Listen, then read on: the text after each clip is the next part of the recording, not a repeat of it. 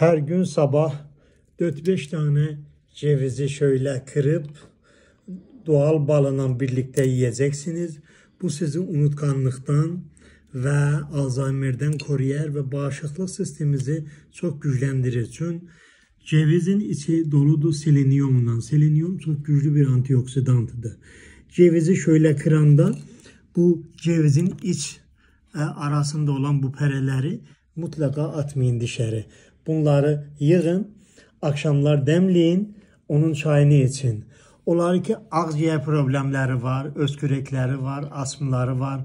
Onlara çok fayda sağlar. Onun kenarında onlar ki akşam uyku problemleri var. Onlar akşam demleyip içmek onların uykularını çok düzenli yapar. Onları ki insülin direncileri var, şekerleri var. Onlara da harika faydası olur.